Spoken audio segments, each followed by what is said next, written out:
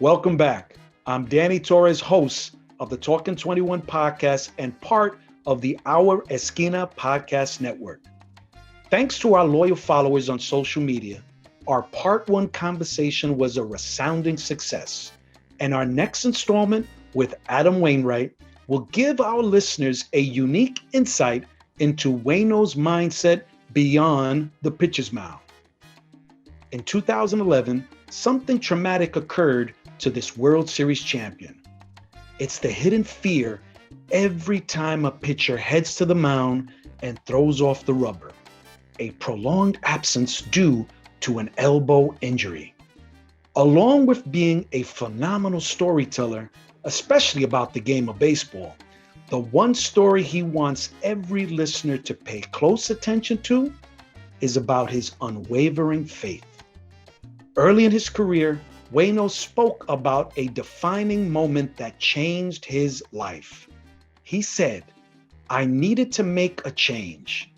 It was also revealed to me the only way to make a change is to finally put my trust in God and allow Him to take the reins of my life, empower me to do great things." So here's the final installment of the two-part Talking 21 podcast conversation with Cardinals legend Adam Wainwright. You also talked about adversity. I'm talking about a number again, 21. That date was February 21st, 2011. You missed the entire season because of an elbow injury. And now 10 years later, we're talking about winning the Roberto Clemente Award, named after a player that wore number 21. But you talked about adversity. You talked about things that certainly have to happen in your life. There's a faith in the heart of Waino, Adam Wainwright, Uncle Charlie. Please tell me the importance of your faith on how it got you from that injury to where you are today. Yeah. Well, thanks for asking that question. It's one of the things I like talking about the most, honestly, is my faith. And so what happened was in 2002, I went to a conference called Professional Athletes Outreach. We call it PAO. And at that conference, I went into that conference with lots of questions, didn't know really where I stood with my faith, didn't understand who God was to me, who God was to him, what God had, what role was he playing in my life. Just a lot of questions. When I came out of that conference, a lot of that had been answered. I understand that a lot of people have different gods that they serve or whatever. And what I believe, though, is that I have a savior. His name is Jesus. He came to live and die for me. He did that, and he was resurrected, and he empowered me to go out and live a lifestyle that is affected, that is different, that is unique in a way that people, when they look at my life, they should say, wow, why are you doing that? And so then therefore get to say, let me tell you about my savior. So uh, 1 Peter 3:15 says, we should always be ready to give people the reasons for our hope. Well, people aren't going to ask reasons for your hope if you're not giving them reasons to ask you about your hope, which means in my mind that I should be showing love where maybe love shouldn't even exist. I should be showing grace where grace doesn't exist. I should forgive better. I should be a better friend. Um, I should listen better. All these are principles that I learned from the Bible. Um, and when I do that, people do inevitably ask me, dude, why are you so happy right now? Like, what's going on with you? Like, why are you helping people right now? Like, just how come it's not only about your family? And so what I've realized is that being incredibly blessed, I play professional baseball for a living. You got to be kidding me. And not only do I play it for a living, I've played it for a really long time and been paid really well to do that. So it's an incredible opportunity. It's an incredible platform that I've been given. And so to whom much is given, much is required. And wow, what a wasted life, what a wasted opportunity that if I didn't use those blessings to bless others with. So that's when I laid my head down at night. There's things in life that really inspire me. And my wife and I, for years and years, went to all kinds of different charity fundraisers. We were trying to find exactly what our niche was. We were trying to figure out what it was that really kept us up at night, really meant the world to us. We would go to cancer balls, and we would go to Animal Rescue Foundation events, and we would go to, you know, children's hospitals, and all things are really great. They're all great opportunities. They're all doing amazing things in the communities. But it wasn't until we started working with these companies that were building clean water projects and feeding kids and giving medicine to people who didn't have it. It wasn't until we started providing the basic essential needs that we realized, man, that's really mean. Like that was really special to us. We want to do that again. And so part of the goal at Big League Impact that we started in 2013, part of the goal at my wife and I, our personal mission that's separate from Big League Impact, is to find people around the world who need water, who need shelter, who need medicine, who need clothing, and provide those things, or find out ways to help those people get the things that they need, the basic essential needs. So that's long story, but that's kind of what inspires us. That's what we think about on a daily basis. There's people all over that need help. And so we don't discriminate. Anybody who needs help, we give. I had a chance to go to Haiti and see the water project that we built through Big League Impact. And I got to see into their eyes as they were weeping in the streets, telling us about how much that water meant to them, how much it had changed their lives. I got to look into the people's eyes, and when they said, this is the first time we've ever gone to the bathroom in a toilet, and it's not gonna feed into our water system that we're gonna drink later on. And so we're not gonna feel sick anymore. And when you hear that and you see the tears and you see how much it really means to those people, it just carries so much weight. Urban legend has it that the Great One chose his uniform number because of the 21 letters in his full name, Roberto Clemente Walker. There's something about this mythical number, and for Adam Wainwright, there's a direct correlation. It was February 21st, 2011. Due to an elbow injury, Waino missed the entire season. Yet, he miraculously bounced back, and 10 years later would even win the Roberto Clemente Award. He entrusted his baseball career and his life to his steadfast faith.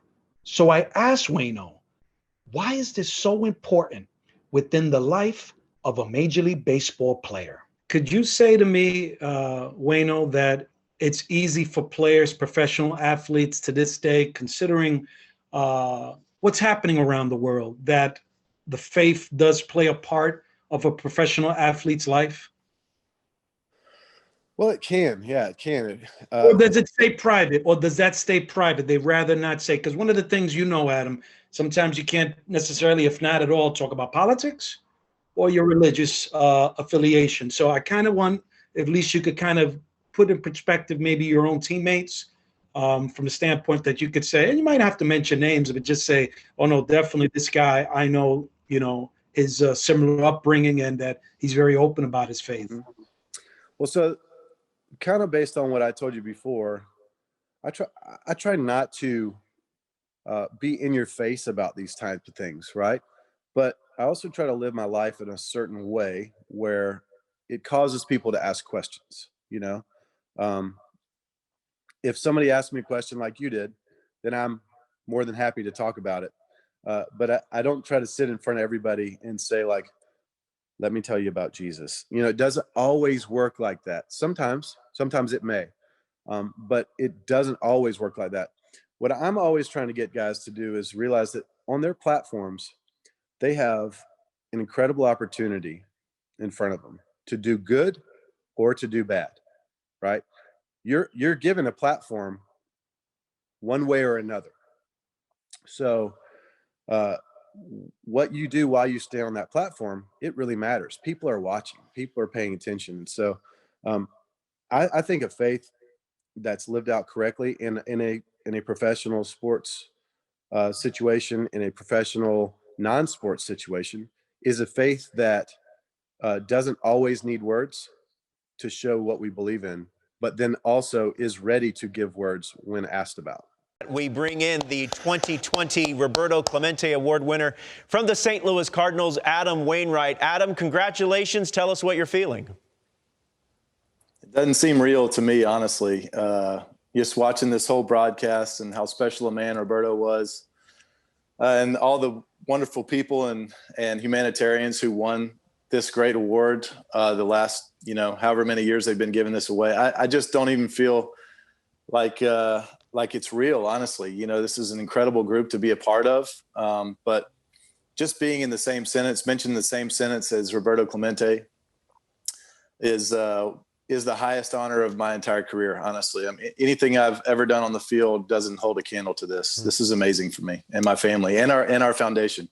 Legendary sportscaster and Talking 21 guest Bob Costas said this on our podcast when talking about his dear friend being selected as the 2020 Roberto Clemente Award winner. He is sincere with it. He really does the work. He doesn't just make the occasional appearance. He rolls up his sleeves and he does the work. Wainwright is humble and certainly doesn't look for accolades or any special recognition. But in the spirit of Clemente, he simply wants to give back, especially for the less fortunate children. Receiving that phone call, he won this prestigious honor. Waino was thrilled beyond words, and during an MLB telecast, proudly displayed the Clemente Award. During that live telecast, he immediately wanted his viewers to see up close the extraordinary work of his foundation, Big League Impact, which he founded in 2013. When school was hit hard during this pandemic, so were the families involved. And so we were able to, with the help of teammates, Garth Brooks Teammates for Kids Foundation, and lots, and 50 or 60 or even 70, I can't remember the amount of big league players joined in with our efforts, because they just realized that there was a dire need. You're talking about the platform. You've used that word often, and part of what I got an opportunity to read on Big League Impact, the website, and I'm looking at your quote right now. As an athlete, you only get a few years to have a platform like this. Might as well stand on it. And man, can we make that connection with the great Roberto Clemente. So here it is. You were a four-time nominee, 2015, 16, 17, and 19. But your day finally arrived, and I saw at MLB Network how proud you were. The painting of Roberto, the nominee awards, and of course, what I believe you said, this is a pretty cool trophy. Where were you? Where were you when you received that phone call? Maybe it was an email address. I don't know. Maybe it was Luis Clemente calling you. Where were you when you received the news that you were going to be the 2020 recipient of the award? Well, it's interesting because as a free agent, you got to kind of keep the phone close sometimes, where you think, teams might call or your agent might call. And on this particular day when I found out, Bill DeWitt Jr. called me. So the owner of the St. Louis Cardinals called me on the phone, and I was thinking, well, I wonder what he's calling about. Maybe he's calling to try to figure out exactly what we want, or what we can work out a deal, or, that he wants me back or whatever. Right away, it was evident to me when he told me what the news, he's the one that broke the news to me. And when he told me that I had won the Roberto Clemente Award, I realized that what he had told me was much more important than signing a new deal. It was something that I was always going to be able to take to my grave, is being a Roberto Clemente Award representative. I was smiling so big, I almost drove into a big oak tree.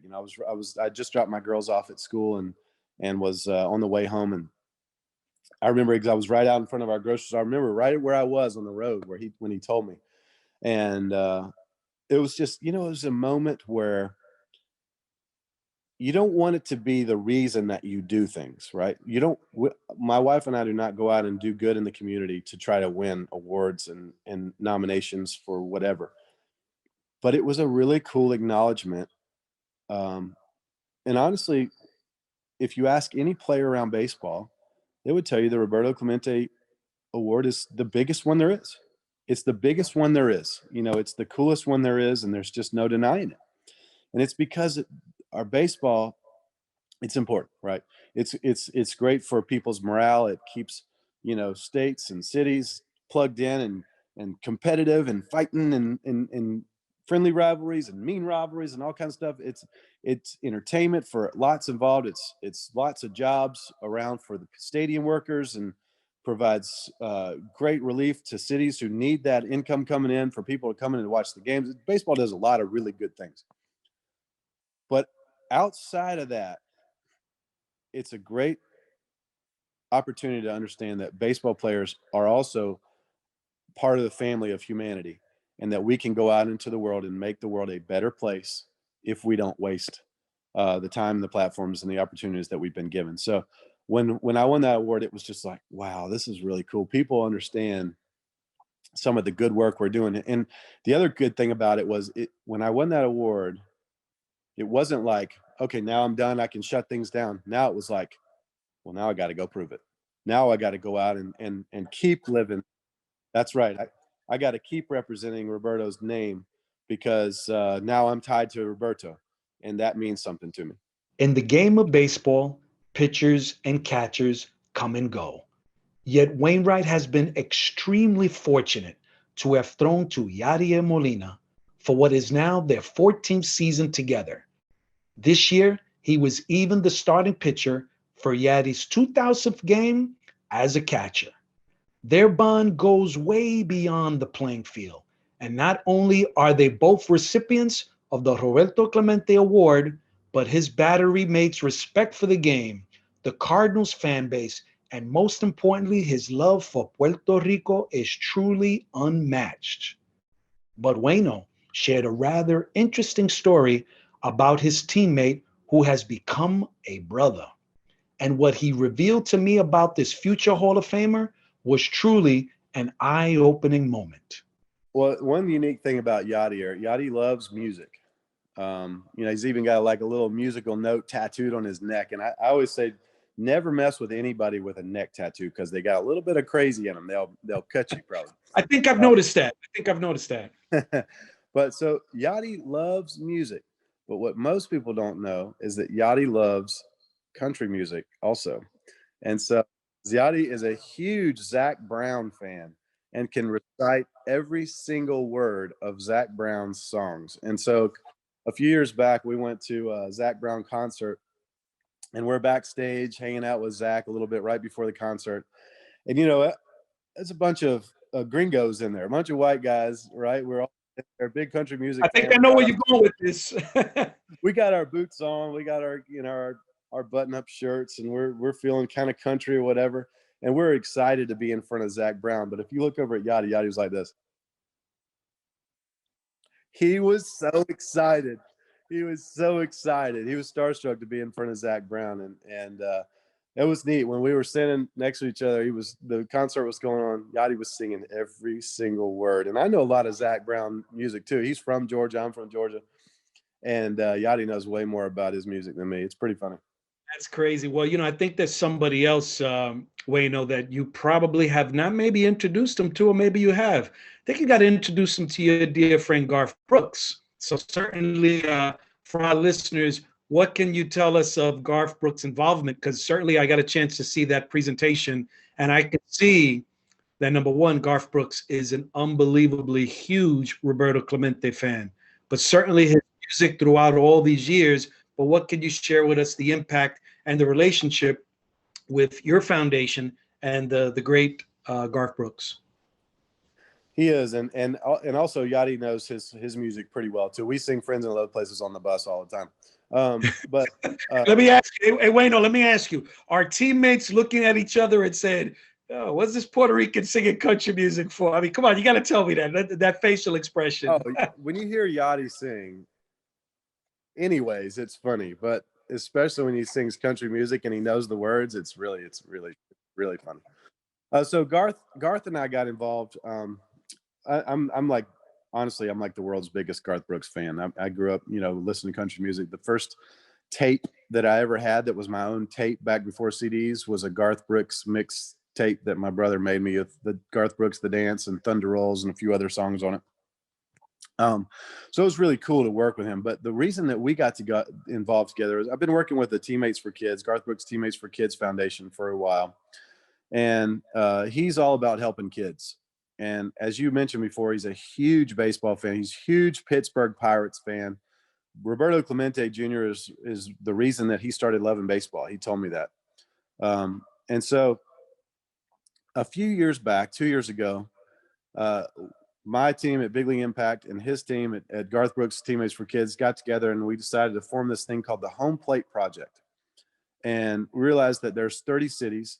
And at Big League Impact and my knowledge of the world, I've been on mission trips, in a few different countries. It's understanding that it's not just people abroad that need help, and it's not just people in the United States that need help. There's people all around the entire world that need help in lots of different ways. And especially nowadays, especially now in this pandemic. But before that, understanding that a lot of kids, the best meals they eat are at school. They don't, we have a lot of what are called food deserts here in the United States, where that means kids live more than 2 miles from fresh food, from good quality food, not fast food, but like groceries. And there's those all over if you go to every big city that we have in this country, there's kids that are food insecure. They just don't have access to good food. And when they do have food, it's usually not good. It's usually burgers and fries or tacos or something and I love eating all those things. Something inexpensive, but not necessarily healthy. That's right. And I love eating those things, but if you eat them all the time, it can be unhealthy for you. So it was understanding that and working with Teammates for Kids, their stipulation was, listen, we want to help these kids eat. All right. At Big League Impact, we went, all right, we want to help those kids eat too, and everybody else eat too. We want to help feed people also. We were on the same mission here. We got the same idea. There's 30 big league cities. What if we got together and we formed a situation where we could work with big league athletes in every city and pour into their communities in every big league city? So that was what we did. We started making calls. Our job at Big League Impact was to recruit players. So we recruited players, 2 players from every team, put in $5,000 a piece. Then Garth Brooks would come behind it, his foundation, they would put another $10,000 in there. So we had 20,000, 30,000 actually. We had a private donor donate some more money too. So we had $30,000 that we put directly into feeding kids in every big league city. So we had a project that did $900,000 that we put together in a matter of weeks. It was a really powerful project. We fed 4 million people with that. So that's the thing. I did see those figures online. Yes. That's the thing to realize is when you hear that it's $30,000 in a city, you're like, well, what good did that do? Well, we fed 4 million people in 30 big league cities. So it doesn't always take, you're not feeding them steak and lobster every meal, but it's about providing them the basic essential needs that they need to survive, to get them to the next meal. And then we just kept doing that. And so next year we ran it back. We did it again. And we fed 400,000 or 4 million more people with that. So in the last 2 years with the Home Plate Project and Garth Brooks, his very generous donation and the partnerships of I think we have like over 70 players involved in the Home Plate Project. With those guys on board, we were able to feed 8 million people through the Home Plate Project. And especially, I'll tell you, in this time of need during the pandemic, when schools got shut down, and knowing that kids eat the best at schools, when schools got shut down, wow, what a huge deal that was for them. So we had to get it going. We were going to plan to do this in June or July. We moved it up. We got this thing going in March. We were able to get the Home Plate Project going in March and feed those 4 million people in the time that they needed it the most. Waino, we've lost a number of Hall of Famers. Actually, as of this date, and when we actually dropped this particular episode, we're sadly at 10 Hall of Famers, including the late, great, someone that you certainly maybe even had an opportunity to meet, Hank Aaron. But there was one of those on that list that without question, I'm certain you've had some amazing conversations with, and that's the late Lou Brock, who I met in Pittsburgh at a function. What an unbelievable human being. He actually shared a rather interesting Roberto Clemente story that, if I may, and I'll give you the quick version of that. 1 out, nobody on. Clemente had 10 hits in a doubleheader last August against the Dodgers. A lot of hits in one day. 3-1 to him. It's a high fly into deep right center. Minnesota's way back. That one's going, and it is gone. Almost in the same spot as Johnny Bench's in the upper deck in right center. I've never seen so many long drives to the opposite field by right-handed batters that we've had in this game. That's another tremendous shot for a right-hander. 50 years ago, the All-Star game in Detroit. So here it is, Roberto struck out in his previous at-bat. He goes into the dugout and he looks at Lou Brock and he goes, "Lou, watch. My next time I'm up there, I'm going to hit a home run." Now, what I found interesting was almost as if Roberto was setting up whoever was going to come up, the pitcher. So swing at that particular pitch so that whoever's going to pitch in his next at bat to say, this is where Roberto struck out at this pitch. Let's throw it again. If you can, Waino, share some stories about the late, great Lou Brock. Lou is my favorite. Lou, so I had a lot of opportunity to hang out with Red Shane Dinks, a great man. He was in our clubhouse all the time. Had a lot of opportunity to hang out with Bob Gibson and talk great pitching with Bob Gibson.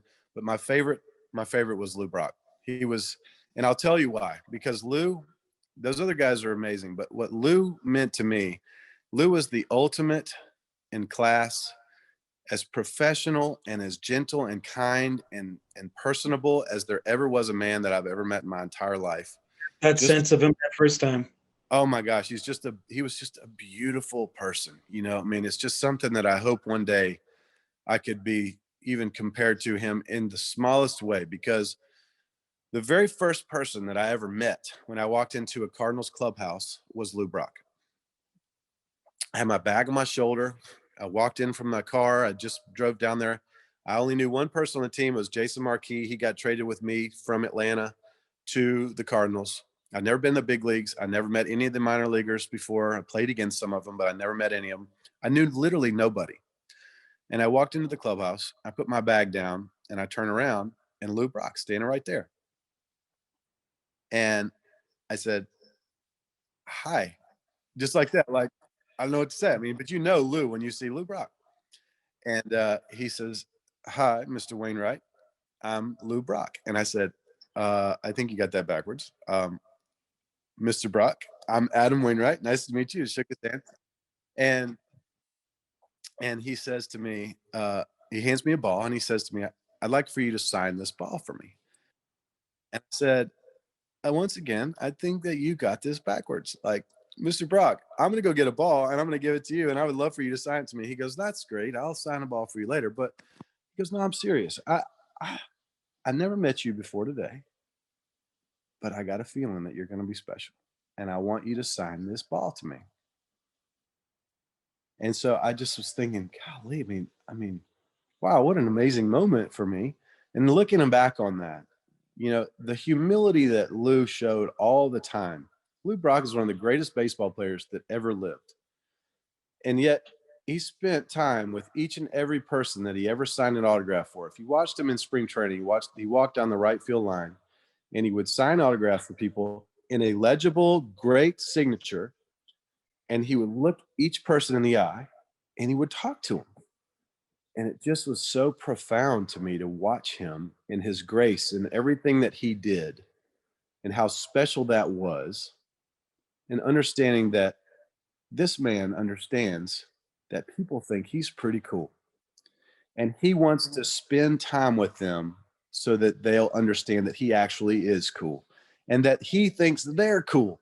And I just, you know, I mean, it's just so many really cool things that I can talk about with Lou. And there's an interesting thing behind, with, may he rest in peace, Bob Gibson, but Lou Brock. And the reason I only said Lou Brock is he was the first recipient of the Roberto Clemente Award, because, you know, of all the Major League Baseball teams, the Cardinals organization has had 6, the most of any team. So certainly, and remembering my interaction there in Pittsburgh with Lou Brock, I'm never going to forget it, because when you think about it, I'll use your word, that's a pretty cool story to say that Roberto goes in the dugout and tells Lou Brock, watch the next at bat, and he hits it off Mickey Lolich. There's a question. We're doing something new. We actually have a question from a fan, and that fan happens to be a dear friend of mine who actually designed our Talking 21 podcast logo, the great graphic designer extraordinaire, Todd Radham. And this is his question. Can you tell us what it's meant to have worn the Cardinals bird on bat uniform, a jersey design that has connected every player in the history of that franchise? Because the 100th anniversary is coming up next year of when that logo was first introduced to the Cardinals organization. So, your connection to that logo, you're part of Cardinals history. So if you can share and anything for my dear friend Todd Radham about that particular question. Yeah, I think it's got to be one of the most iconic logos in all of sports. When I look at the Cardinals logo, though, and being able to wear it over the years, it's more to me than it is just a jersey. And I would probably, most players who play for one team for a long time would tell you the same thing. But, there's a quote by Stan Musial, and I think it's something like, I just love to put on this uniform. And because when you wear the Cardinals uniform, it goes back to what you said about there's 6 Roberto Clemente Award recipients. Because being a Cardinals player in the city of St. Louis, it's more than just playing baseball. There's a sense of community there that's really unique, that is really special, that it's a pretty big city, but it feels pretty small. And the heart that goes around when people are in need there. I think St. Louis 2 months ago was named the most generous city in all of the United States. And being a part and having a bunch of different initiatives and fundraisers, events, and all that kind of stuff over the years, I can speak to that firsthand and say that is so true. People never stop rallying around things that matter and people who are in need. Wearing that logo, to me, it's more than just playing the game of baseball. There's an expectation where they expect you to go out on the field and be great. There's also an expectation that you would hold up to the standards that wear those uniforms in the community and helping people along the way. So the names that have worn that uniform through the years that we've gotten a chance to spend time with in spring training, Stan Musial before he passed, Red Schoendienst was at our spring training complex every single day and in most days during the regular season until he passed. Bob Gibson and Lou Brock have been in our spring training sites every year that I've been there until this year. This will be the first year that I won't see either one of them, I think, since I've been a St. Louis Cardinal. Ozzie Smith is there all the time. The guys who have worn the uniform before us have set an example that is so high that we have to try to live up to that. They've set the standard. They've drawn the line in the sand on what it means to be a St. Louis Cardinal, and we have to uphold that. That's how everybody who wears that uniform should and does think. This year is very important. 1971, Roberto Clemente wins that. Literally, he carried the entire Pittsburgh Pirates team. I've heard it from a number of his former teammates, Manny Sanguillen, Al Oliver, Doc Ellis, may he rest in peace. He was a dear friend of mine. But certainly something that we hear often, and you've heard it as well, and those that have won the Roberto Clemente Award, and the word is legacy. The legacy that is going to tie now Adam Wainwright to Roberto Clemente. You are so proud that you won that award, and you will say it probably till when our Lord and Savior calls us home. But certainly there's a legacy. Please, Waino, talk a bit of that Clemente legacy that certainly I believe literally every time that you were nominated, I would not doubt that you probably said, I want to know a bit more about Roberto Clemente. I've met Roberto Clemente Jr., I've met Luis Clemente, but I want to know a bit more about the legacy, things that Roberto did off the field. Yeah, so, and I'll tell you how much that award means to me also, just in a really quick kind of weird story. But in the Milwaukee Brewers bathroom, there's a there's a little poster on the wall with all the Roberto Clemente Award winners up until like 2015 or 16. It's just been there since 15 or 16, that each year they would put a new one, but in 15 or 16, they stopped replacing it. It's just been up there. And every time I walk out of that bathroom, I stop and I look at those names, and it makes me wonder. Some of them I know and some of them I don't. I'm like, I wonder what they were doing in their communities. I wonder what they were doing in their communities. And I wonder what they were doing in their communities. And so it struck me about 2 weeks ago after I won the award. I was thinking back on walking out of that bathroom going, wow, there's a lot of good players that are doing great things in their community. And by noticing that, like, we pass Cy Young winners and Gold Glove winners and stuff all the time that I never pay attention to. But I always look at that one poster on the wall in the Milwaukee bathroom.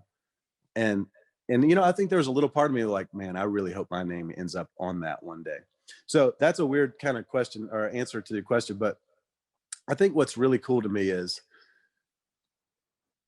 Roberto was a man of action. It wasn't just, I'm going to write a check or I'm going to send some money. It was, I'm going to go there. And his final day proves that. When you hear my friend Neil Walker, whose dad was a great friend of Clemente and former player, former teammate, and was supposed to be on that airplane.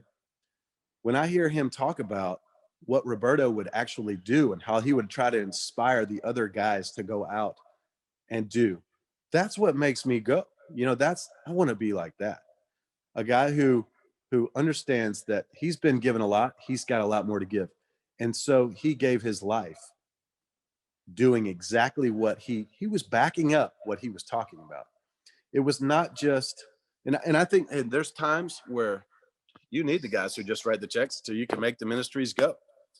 But there's times in life where to get a full grasp of what's happening, you have to go and see it for yourself. You have to go and experience it. And I think to really have a full impact, you need to go and be with those people. And what always struck with me with the stories that I hear about Roberto is that he was always about being with the people. It was always about being there firsthand and letting them know that they were not alone, that he had their backs and that he was going to try to help and he was going to go get others and inspire them to help others. So now I want to kind of tie into a conversation, Adam, as we now officially wrap up Talking 21. Here it is, Adam. There's a possibility that you might have an opportunity to sit down with the commissioner of Major League Baseball, Mr. Manfred. And let's just say you have an 11 a.m. appointment, and we know what the conversation is going to be like. That conversation is going to be about considering that Major League Baseball retires Roberto Clemente's number throughout Major League Baseball. So besides the obvious, Waino, what would you like to share with the commissioner as the 2020 recipient of the Roberto Clemente Award? What would you share with the commissioner to maybe make him look at it from a different perspective? What I would tell the commissioner is kind of what we spoke about earlier. The one award that is the most important award to any player in baseball is the Roberto Clemente Award. It is the award that speaks to not just the player, but also the man.